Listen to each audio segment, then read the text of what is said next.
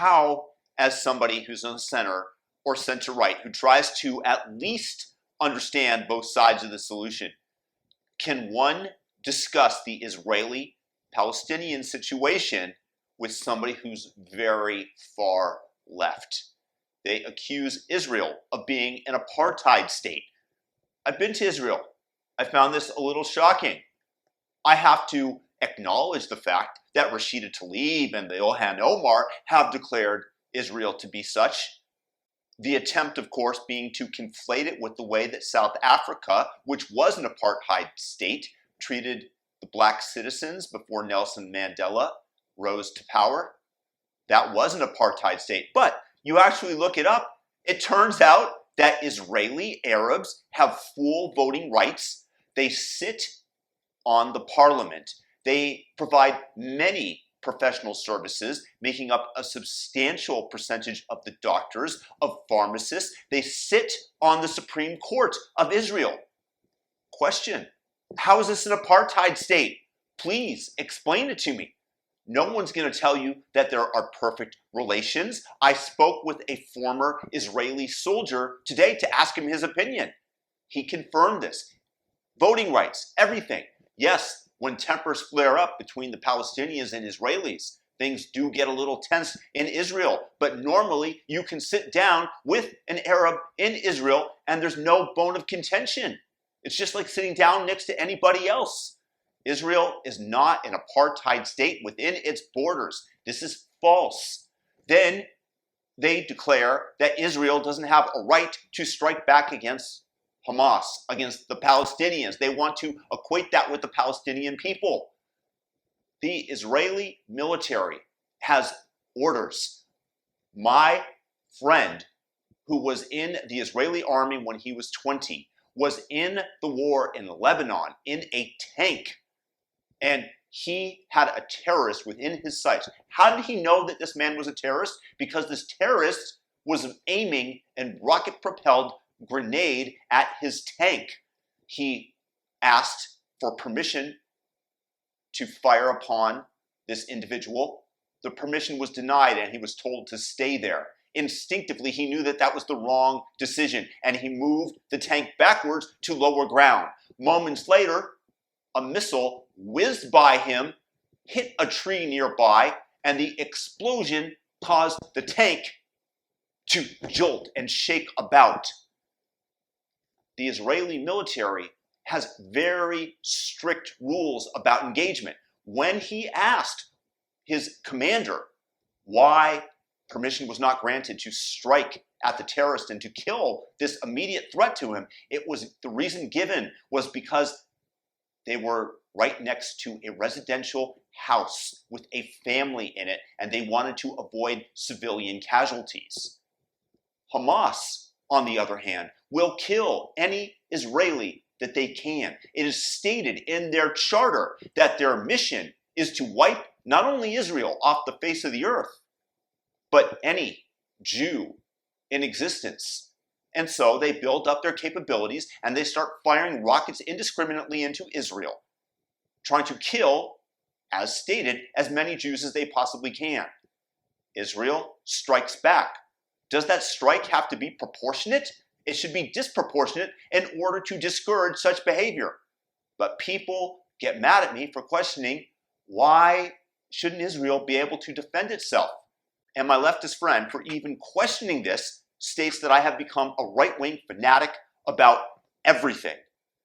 You see, if you question the narrative, if you dare to question the virtuous logic of the left, and just try to understand where they're coming from, they don't address your contention. They don't address your question. They make you out to be a fanatic. It is a form of an ad hominem attack. The same thing when they call you racist, when you question the intention of Black Lives Matter. I think that we all have the ability to discern and to gain the knowledge necessary to understand this other side. But because the other side is just engaging with emotion rather than logic, they want you to accept that they are on the right side, the virtuous side of this position, thus the virtue signaling, and they condemn you for having a differing opinion. when you counter with the idea, what is wrong with Israel defending itself? I don't understand why that's such a horrible question. My buddy answers that you seem to have a talent for only being able to put yourself in the shoes of the oppressors, not the oppressed. This is an asymmetric relationship. One side has all the power. And then he says, let's take a break for a while. I'm reading that quote directly. In other words, don't text him because he's too mad at me and needs time to get over this. In terms of the power balance, yes, the Israelis could destroy Gaza off the face of the earth. And if Hamas, who leads Gaza, who rose to power in 2006 after the election and then killed off any political competitors that might challenge them in the future and has not held an election since, they are the oppressors of the Gazans. They are the ones who keep the terror regime operating at their expense, who attack Israel and then cower and plead to the left and plead to Iran to intervene when they attack. I know Chuck Liddell, the former UFC fighting champion. He's a really nice guy. I would never strike him. But if I did, wouldn't Chuck have the right to retaliate? And then I say, oh, no, Chuck, don't do that, don't do that. And then I punch him again when he's not looking. And I should not expect some retaliation. And if I were, and his kids are really sweet, never do this, but I would, if I even dared to threaten them, you don't think that he'd have the right to defend them in any means? What should Israel do? That's the question I have for you guys. Should Israel just sit there and let rockets rain down on them? Or do they have the right to defend themselves? This is what I don't understand. All the left that is complaining about Israel and their response being asymmetric. It should be. This type of behavior should be absolutely discouraged. People in the Middle East respond to force. I have been traveling in the Middle East. I've been to Syria right before things blew up. I've been to Dubai. I've been to Turkey. I've been to Egypt, Morocco, Israel, Jordan. People there are genuinely nice people. However, they all have guns. Force is what people comply with there. That is what keeps people in power. And when Israel strikes back, then Hamas has to reconsider. If you allow terrorism to continue and you placate them, as we do with Antifa here in the United States, when we allow them, you just embolden them. And then you get more of the same behavior. So what is the solution? How do you talk to somebody that is this sure that they are on the right side? Israel could wipe Hamas and Gaza off the face of the earth tomorrow if they so chose. Hamas would do that with Israel.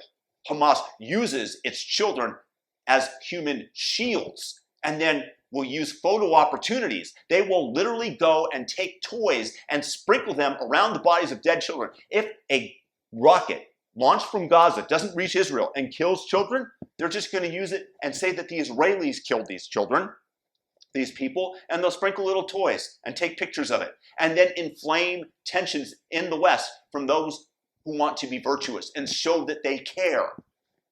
I don't know the right solution. There doesn't seem to be a great solution here.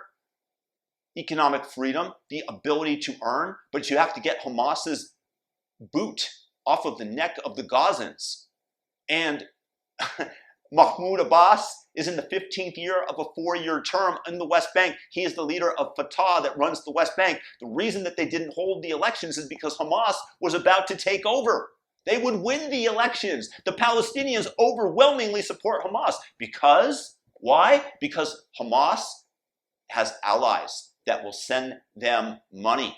And thus they can build soccer fields. And they can momentarily ease some of the burdens associated with living in the Gaza Strip, in Palestine. They frame themselves as the resistance when they are the ones that are inhibiting peace because they want, according to their charter, to destroy Israel. How can you have peace with somebody whose sole objective is to kill you? I want peace. That's great. We'll have peace. I'm going to build up my arms, and when you're not looking, I'm going to kill you. Because that's what's going on there. So y'all, I would love for you to leave a comment and tell me what I'm missing. I genuinely mean that. I don't know. Maybe you guys have a better answer. I've done a decent amount of research into this. I've been there. I know what the society is like. It's not perfect, but it's sure the Arabs in Israel have greater amounts of freedom than they do in virtually any other Arab country in existence. And I can tell you that from firsthand experience. Good luck speaking out in Syria and saying that you don't like the regime as you're able to in Israel as an Arab. Good luck when the Mukhabarat torture you, Mukhabarat being their secret service there. Let me know what you guys think. Thumb up the video if you guys are new, subscribe. Peace out.